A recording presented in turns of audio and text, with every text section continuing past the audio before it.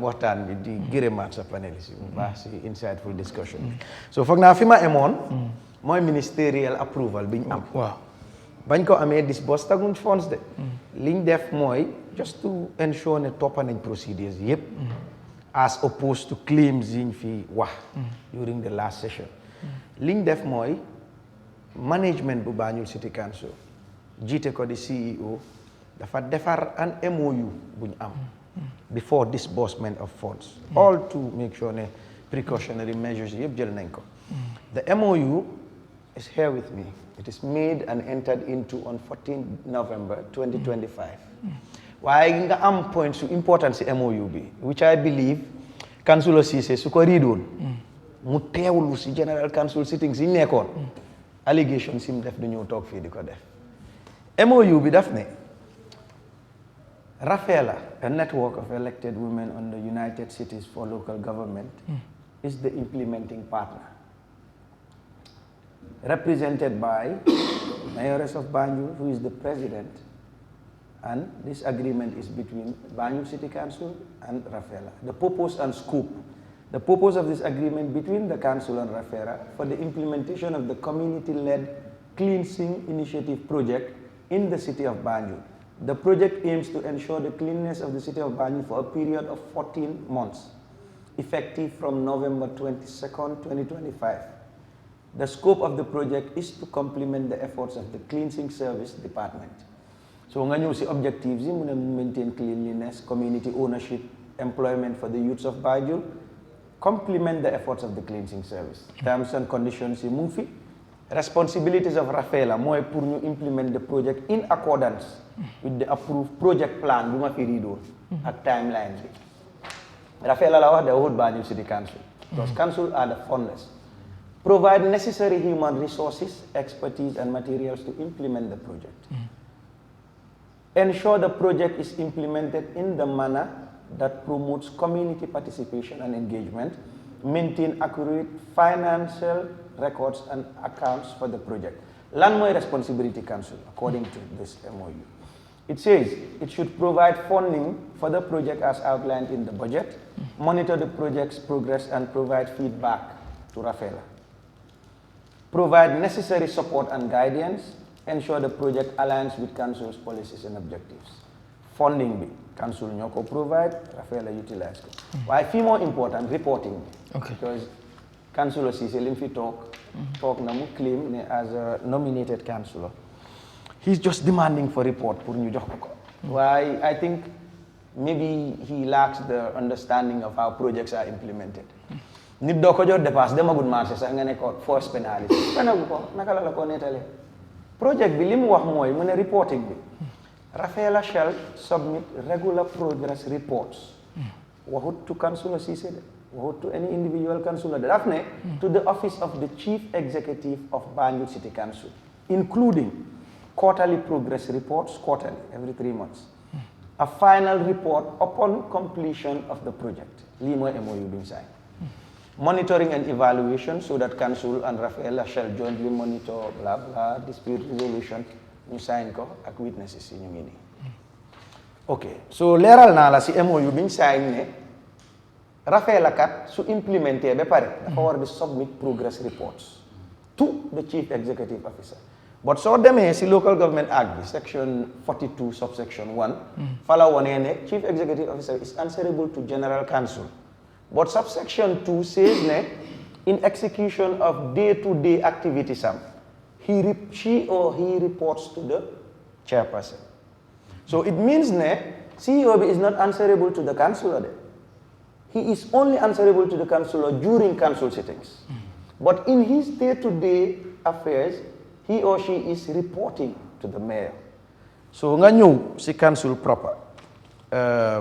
Biñ defee this agreement ba pare $1 million because I have heard claims ne 5 million lañ jox project bi. Waaye képp ku claim loolu maa ngi laa challenge pour nga génna nga produce evidence to that.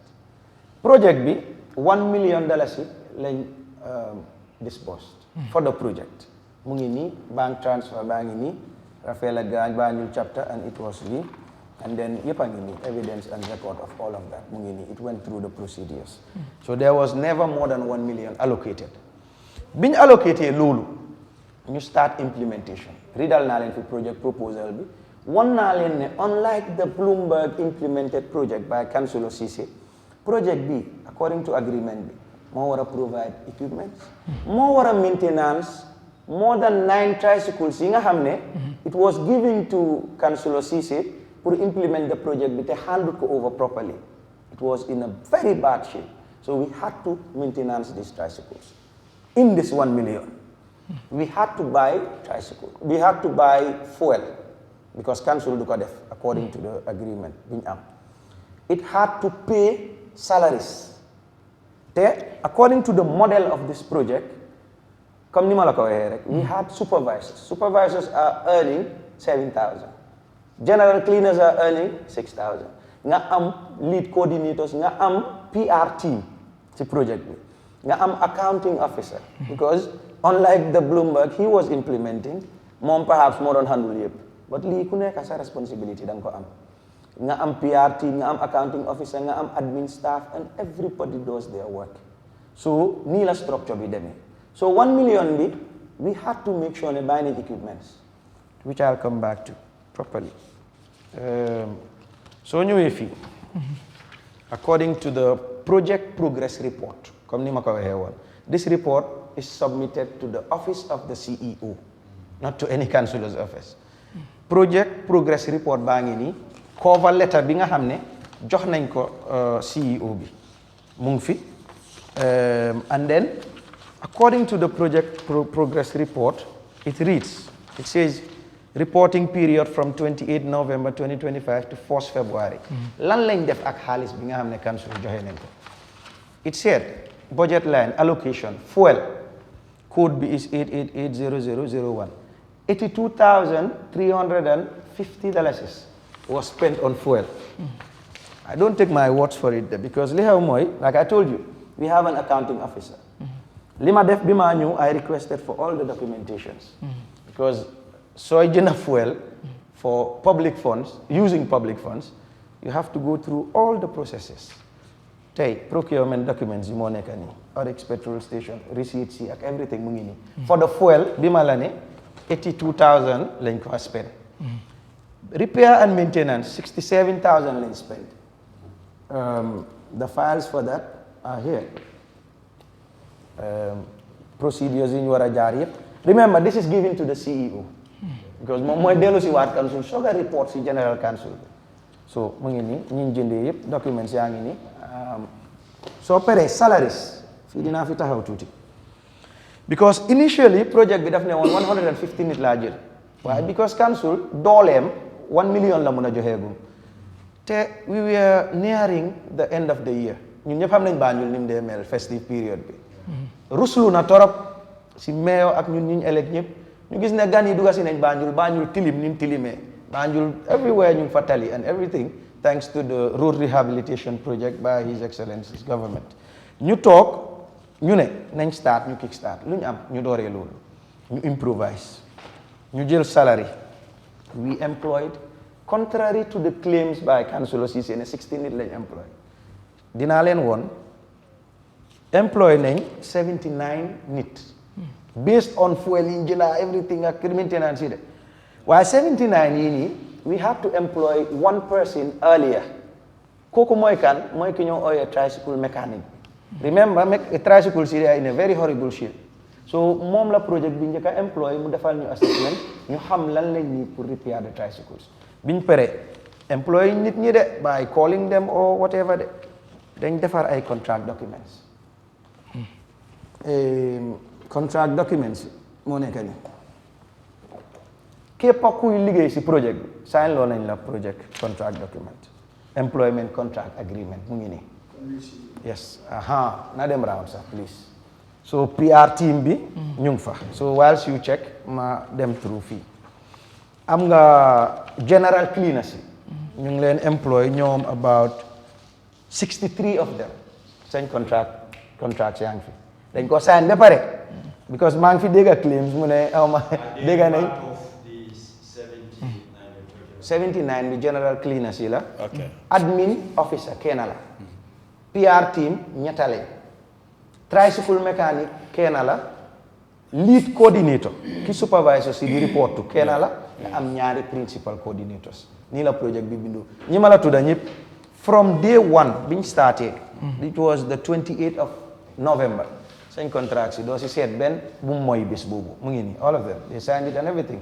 I can go through the names mu ngi nii you know Lamin Jadama Nini Noor Banki Right. The list will be long. all of them non dama laa bëgg a woon rek ne because ñu ngi ñoo seetaan ñu ngi ñoo dégga ñu pereeti ba ñoo fay salaries which is a very important point. dañ gëm ne to have an effective cleaning system foo jaar rek nga make sure ne ensure nga ne discipline am na fa.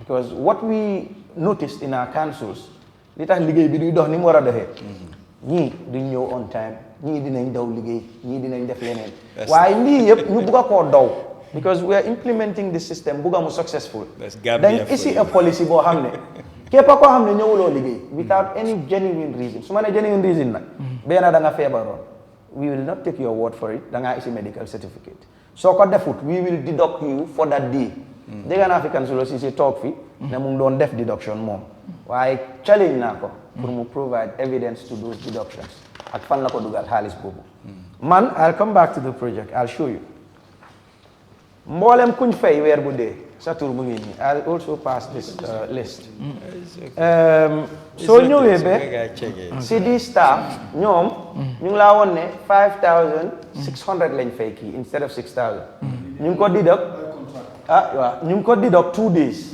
kii nga ñëw keneen kuñ deductaat kii ñu ngi ko deduct 5 days moo tax mu am 5,000 nga ñëwaat si keneen kii ñu ngi ko deduct ñii 5 days lañ leen deduct because we have a register supervisor si ñu submit ko waaw léegi soo ma laajee liñ deduct fan la dem ñu ne first month bi ñu ngi fay in salaries 523,800 liñ deduct ñaata la ñu ne $9,200 si first month bi si ñañ ko deductee ñaata nit lañ ñu ne 15 people xaalis bañ deduct anamu ñu ne delloo nañ ko si kees gi remember we are taking progress reports xaalis bi séddoo wuñ ko séddaale wuñ ko dañ ko delloo si kees gi because these are public funds because it will capture in the progress report dina fi nekk léegi nga ñëw salary si mu ngi fa nga ñëw telecommunications because PR team mention naa ko fi they will need routers they will need this all these kind of things ñu capture ko fa ba ñoo jëndi routers yi I think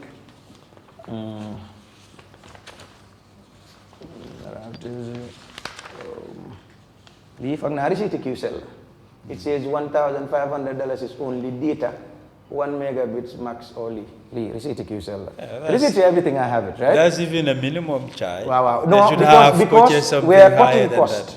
We had this discussion. You know, wali dafa sulu kirib karab manele. Ñun sax dina rata taxul ñu wona juk balé ñu taxa juk. Why we want to also sensitize the people so ñu def li. So we are cutting cost as well. Okay. So bobu moy telecommunication. Fan lañ dugalat xaliss bi. ñu ne on equipments. Remember ports mayon nañ ñu bagage ay bi project bi jeexee Councilor Ceesay isilut ñu benn bale bu yaaxu sax man teguma si but man gisuma ko project bi moo door we started from nothing amuñ ko ñu sponsor 1 million lañ am so we bought equipments lan lañ jënd we bought working tools jënd nañ ay metal spade jënd nañ 100 gloves jënd nañ brooms mu ngi nii fañ ko jëlee mu ngi nii spade ñu ngi jënd 10 unit price $400 amount 4,000 gloves ñu ngi jënd 10 unit price $50 amount so yooyu yëpp receipt bi ñu ngi ko dajale lii yëpp gën a submitted de nekkut lu ma tii or anything ñu ñëwaat brooms yi ñu jënd everything you know yes also you can check the submission bi ngeen a def is it through council or no through the CEO according to the MOU but remember CEO is answerable to the council go and report to council so CEO time bi xam nga you don't doo jiitu foog naa Councilor Ceesay he put the cart before the horse. man loolu moo tax may laajte. maa ngi ñëw rek waaye CEO bi dem council. waaw dinaa xam nga yow project door rek. but because perhaps I might assume ne maybe because Bele moo ko doon implement council wasn't satisfied with the implementation. But one would ask committees are there in council. Mayor nearest representative am should be the deputy mayor. Councilors yi ñu ngi fa committees yi ñu ngi fa why would he be selected as a nominated councillor pour mu implement lii xam nga loolu it's a privilege or an honor bu ko mayor defaloon so man moo tax it was surprising, it was bizarre to hear some of these allegations. You know, I think they are very unfair to Mayor Midefon. This juris living. Why? Balan Marek, Manusi stationery, we spent 47,000. Publication and advertisements, we spent 79,000. Understand? So, legi, bin pere lulu, imagine, I'm going to 1 million. Lynch spend is 933,000. Account be, so for them, $66,150 in Mofades. The Malawa ni yep mun nañ ko retire. All accounted. Understand? And then CEO join nañ ko li because remember, fi ko fi claim ne mun nga jóg nga tok nga stop project. I told you we went through all the procedures. Because li tax ñu delu war council sa threshold clear. So les griff bu am. Lañ def ma ngi ñew. Légui biñ dooré implementation di am. Fak na council Ceesay si bopam claimal na bopam ne mom mo binda letter. Bim bindee letter, like I said, Bimador, office of the mayor, Councillor Ceesay or whoever else, munut la genil bena letter, bu office of the mayor binda any councillor. Lolo amut, that's false. Li xew moy, I have this letter here with me. It's dated 27th November 2025. It says elected and nominated councillors, Banjul City councillors, addressed to the Chief Executive Officer. Request to withhold disbursement of funds for the urban youth-led cleaning system. Fii nak dama fay taxaw wax la ne the biggest technicality fii la am. Remember, so demee in any council, I think my brother mu ngi si council Birkama. You have two arms in council. You have the political arm and you have the administrative arm. Political arm bi Lord Mayor moo ko jiite. Deputy Mayor nekk fa office of the mayor. Councillor si foofu lañ fall. Moo tax ñu leen di ooyee policy makers. So that the administrative arm, chief executive officer moko jiti nga am fa directors ami managers ami ak staff ñaar yi ñoo taxaw so ak bi section 42 subsection 2 nela chief executive officer bi in exercise of his functions mu ngay report to chairperson so any complaint from the political arm should be channeled to the head bi transmit ko why du demee nii yow councilor bi am complaint two options nga am bena bi nga isi ko general council meeting wala nga binda ko si mayor bi forward ko to li why this letter I have with you xam nga so dem yobu court case sax ak case bi lu mu am substance ñaata cases lañ fi dismiss because of technicalities he is the biggest technicality number 1 so ñu binda letter bi ñu ne chief executive officer lañ binda pour request ko pour mu withhold funds ñu CC mayor xam nga CC mooy carbon copy CC in layman's term mooy ne I'm copying this to you, not pour nga jël action de, waaye pour nga xam ne conversation bi exist na. Yeah, to inform you. Exactly. I am writing this to you, not for you to take action, but so that letter was not addressed to. It should have been addressed to the mayor. Fag naa ñi xam procedure But it was not addressed to. No. Yeah. I'm asking. But you can look the at CEO. it. Yeah. You can look at it. The chief hall bi baax na si sax nga wane xale ko because kayit yi ma la isil dafa bari so si hall bi benn BCC nga indi. As a councillor. Okay. And this letter was from Gallas. Well, this letter, according to Lima Dega, Momoko Binda, but it was also signed by other councillors. Okay. So, I believe it was signed by 10 councillors. 10 councillors. Bari na. Kay maa ngi ñëw sa si signature. Bari na di. Léegi xam nga councillors yi dañ leen fa boole. Banjul City Council dañ am 9 elected councillors and 4 nominated. The 4 nominated were nominated by the mayor. That is where Councillor Ceesay falls. So biñ bindee letter bi, if you look at this, foog naa seetu leen bu baax de. Soo leen gisee ñu sign letter bi, def na Fallou Gallas Ceesay sign na ñu ne Fallou Gallas Ceesay on behalf of signal keneen ñu def Mahmoud Ceesay ñu defaat keneen on behalf of sign na xam nga lii doo ko yóbbu in any lifin waaye anyway this is what happened lii so biñ bindee letter bi let me come back to this Like I told you, Office of the CEO lañ binda. On behalf of Bintu Jaita. So Office of the CEO lañ binda, binduñ Office of the Mayor. Man nak suñ ma bindut si mbir, ama toog di seetaan comme li Ceesay miin rek. Okay, it's not addressed to you. Technicality number 1. Then CEO biñ binda, mu reply, letter bi mu reply mu ngi nii, mu ne, mu ko date 5th of November. CEO daf leen disrespect. Mu ne CEO daf leen disrespect. Maa ngi ñëw si letter bi moo claim, dafa claim. And daf leen disrespect waaye letter baa ngi nii. I wish mu isi one letter because CEO binda waaye man isi naa ko luckily. CEO dafa demoon on leave by then waaye ku xam council ni moo doxee di nga xam ne CEO su randoo admin director mooy ñëw.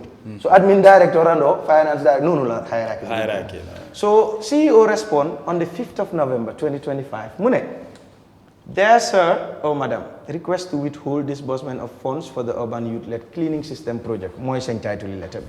Mu ne, I write to acknowledge receipt of your letter dated 27th November 2025 in the above subject caption. With regards to this project, the necessary procedure were duly followed, comme li ma leen explain prior to the disbursement of the funds. The Office of the Lord Mayor is the implementing authority for this important project as per the 9th September 2025 ministerial approval letter, and as a result, this office kindly la wax de xam nga kula taaga wala muy la du la ne kindly mu ne kindly encourage you to constructively engage the mayor's office for an adequate resolution of your concerns. xam nga kii mënoon na laa jàndi sa ne la technicality bu mag nga fi def waaye daf la ne kindly, you see the language, right? It's very mu ne polite. leen alternatively and as a last resort, you are advised to channel your concerns to the General Council, like I read here, see Act me, for a redress concerning that there exists a valid and unanimous General Council threshold approval, dated 10th November 2025 for the disbursement of funds for the implementation of the project. In view of our collective support for the urban youth-led cleaning system project, from its inception stage to implementation, this office remains committed to inclusively working with every single stakeholder to ensure that our city remains clean, healthy, and a welcoming city for residents and visitors, and provide employment opportunities for young people. While anticipating your understanding and cooperation, please accept the assurance of my highest consideration and esteem. Kula has dinala bindele tani. So lolu jala. This is very polite. Deputy Mayor, why li buga na ko wax rek because Councilor Ceesay wane na ne yeen da ngena avoid calling. Ma ngi ñew fofu agaguma fa bul jump the gun. Okay. Time we get him. Legi ba mema yow kañ xam nga man comment ma sax man non lep time. So legi response was given again. And signatures and stuff. And then signatures so but it says your letter dated 5th November 2025, we acknowledge receipt of your response. While we need the contents of your letter, we are compelled to express our profound disappointment and concern regarding its substance and the procedural posture it adopts. Our request was not a mere inquiry, but a formal collective arrived at position, blah, blah. We remind you that the General Council threshold you cite is precisely the instrument of our collective authority. Well, anyway, basically, this was the letter they wrote back to the CEO's office. Okay. And then there was no other letter. Why, Garmi? Man yung si newspaper publications.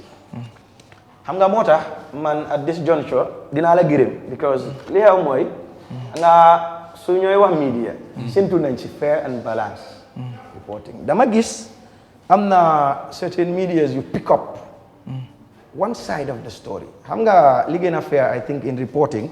Moy so déggee allegations, reach out to the person that is being alleged. Especially you want to report a full story. That didn't happen. You gis publications. Look, according to evidence in Mala presents, it says 10 BCC councillors petition CEO over allocation of 5 million. Can they allocate 5 million? One million fee allocation sheets. It says 1 million. These are dangerous allegations. They are misleading allegations. To be published on a front page by a newspaper. Yes, got it. They should have a process for the evidence. They are to officials defend. Because remember, we called for a press conference at the mayor's office for Fununu. We all called most media houses. Then we discussed about Lima definitely. But still, media houses insisted some on reporting some of these issues. Here it says 10 councillors says confront CEO's office. Come daal ko am ill intent daal anyway. That's what I'd call it. So lolu jala project is being implemented. Like I told you, submit a progress report. Funds for allocation were pegged at 5 million according to the threshold. Disbursement dina am project bi dina continue. Xam nga lutax? Project bi fekk na ñoo xamne they were unemployed. Ñu ngi tok ci seen ay vuy, ñu ngi ci seen kër yi, ñu ngi soxla dépasse, ñu ngi soxla lu ñoo fayé school fees, ñu ngi soxla lu ñoo dundé. Nga ekati nit employ ko. Di ko fay su tuuté ba tuuti 6,000 every month pour mu clean de ko wayam. Xam na lolu ku ko dégg rek su du dara sax yaa ngi create the economically empower someone. Lolu ñepp war nañ ci japp. That is why ñun dinañ push ñun ñepp mayor muy man muy anybody with good intentions dina push pour make sure that project bi progress na because that is what we set out to do. Why ma ñew si yefi general council. Why before that sir, because claims yi ma note down dégg naa Councillor Ceesay wax affaire travels about American embassy travels. Waaye ma bëgg a leeral rek something. Xam nga su trips amee or mayor jël ñu lobby trips or council gets invited or whatnot. Mostly mayor in her wisdom would say ne okay trip bi kat it concerns matters of such nature. We have a nominated councillor that's nominated for this purpose. Haral ma yóbbuwaale ko. That trip bi du nekk a waste ñu yokk capacity. I can state here that COP ñu ngi ko doon host Dubai. Mayor bi moo jóg di dem Councillor Ceesay la oo ñu ànd ñu toppatool ko travel grant and everything mu dem ñëw. Just recently Mayor had a partnership council am nañ partnership ak Nanning City China. I think ñu bari missing publication boobu. Because foofu amee nañ fa ñetti waste trucks mu ngi ñëw ak solar lights yu ñu am si through that partnership mu ngi ñëw. Trip boobu bi mayor di dem Councillor Ceesay la oo te bi mu ko oyee dafay si passeport am bi ñu toppatool ko visa am ñu fay ko travel grant mu dem waaye su fekkee ne moom lim toog fii di claim ne favoritism or trips yi laa bañ waaye gisuma benn councillor génn a jamono boobu de wax anything about travels yooyu. So that alone I think it's out of maybe Moham whatever reasons. Why I can assure you ne council when it comes to travels and other opportunities amut ken ko xamne dina ne you know su si suma waxtu jotee duma dem or xagn nañ mako including mom si mom benen bi moy yefi marché bi sa agaguma si waaye yefi general council claim na ne maybe probably because of the project moo tax oote wuñ general council November lañ oote he is right but ku xam council dégga di nga xam ne council any council can delegate responsibilities to the committees of council waaye dinaa leen wax lu tax loolu important and I am emphasizing on it. Banjul City Council as it stands pays the highest allowance or sitting allowance of any council. Because councillors saa yu ñu cité ba pare each one of them would receive 3,000 a sitting allowance. So fooguma ne loolu obtain na feneen. Waaw so léegi. West Coast too. No. Yeah, I know that. KM. I know You're also below. Wow, so léegi Banjul is the city, because loolu am na. They deserve so. Every general council we spend about 60-something thousand or more. Compared to committee council boo xam ne we spend roughly 8,000 or so. Xam nga council bu nekk in as much as loi santana la. You cut your cloth according to your size. ñëpp xam nañ ne December is a lean period for all councils.